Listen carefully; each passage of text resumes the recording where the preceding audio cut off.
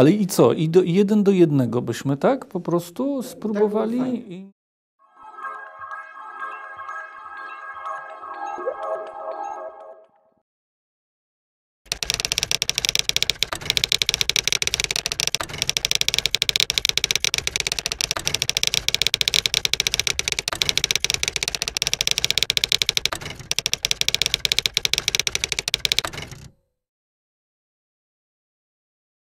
Skoro poprzednio doszliśmy do wniosku, że podział na północ i południe Europy jest zasadniczy, podstawowy dla zrozumienia źródeł europejskości, ale także i dla zrozumienia źródeł polskości, no to musielibyśmy sobie pewnie teraz wyjaśnić, czym właściwie ten podział jest, czego on dotyczy.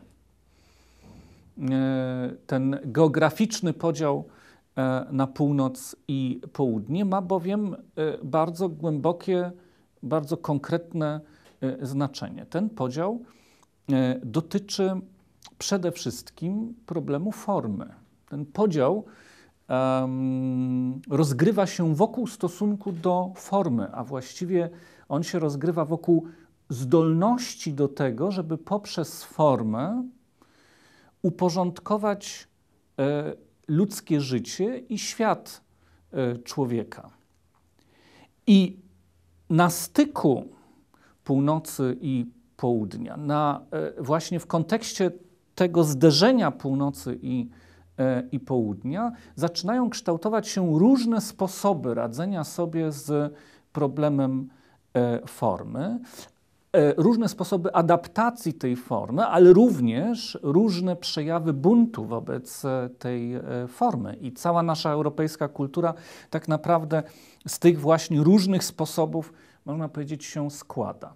Ten problem bardzo ładnie opisał w swojej książce Remi Braque, w książce Europa Rzymska Droga, gdzie zauważył, że to, co stanowi istotę europejskiej kultury i tożsamości, można sprowadzić właśnie do stosunku, jaki odziedziczyliśmy wobec spuścizny rzymskiego Romanitas i porządku, który rzymskie Romanitas reprezentowało. Bo z tym właśnie światem, uporządkowanym światem Romanitas, gdzie funkcjonowały prawa, gdzie funkcjonowały instytucje, gdzie istniała cywilizacja, tak? Cywilizacja dająca poczucie rozumności, sprawiedliwości i pokoju, gdzie ludzie mogli żyć w swoich willach,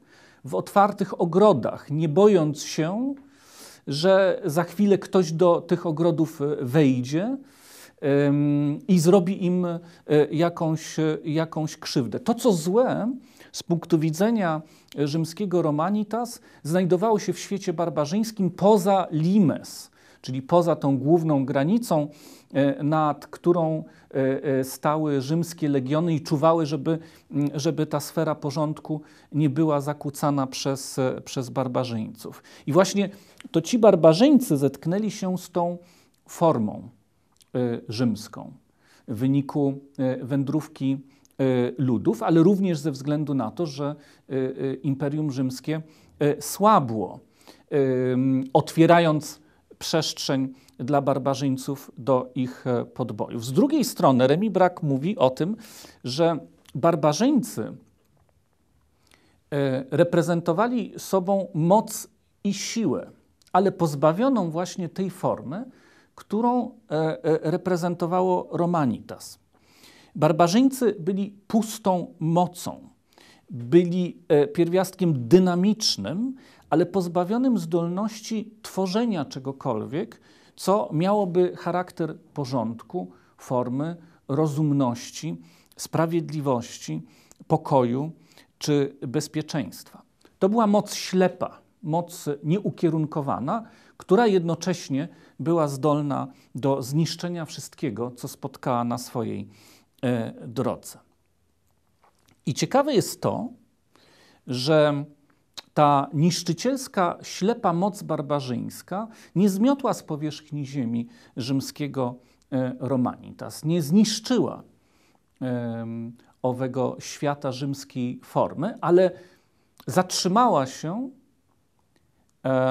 dała się w pewnym sensie przekonać przez rzymską spuściznę i postanowiła nie zniszczyć jej, tylko ją zaadaptować, przyjąć, wejść w tą formę, co miało według Braga niebywałe znaczenie dla barbarzyńców, jak i również dla całej naszej europejskiej kultury, dlatego że barbarzyńcy, wchodząc, a nie niszcząc rzymską formę, zaczęli zmieniać się sami. Z tej perspektywy można na Europę patrzeć jak na dzisiejszą Europę, współczesną Europę, jako na świat, w którym żyją dawni barbarzyńcy, którzy zrozumieli, iż są barbarzyńcami, że gdzieś na dnie świadomości działania, funkcjonowania współczesnych Europejczyków leży owa barbarzyńska, ślepa moc, która jest w stanie zdestruować wszystko, co spotka na swojej drodze, i dlatego potrzebuje spuścizny rzymskiej formy do tego, żeby się zmienić w coś, co byłoby trwałe, twórcze, coś, co by było w stanie zbudować nową europejską rzeczywistość.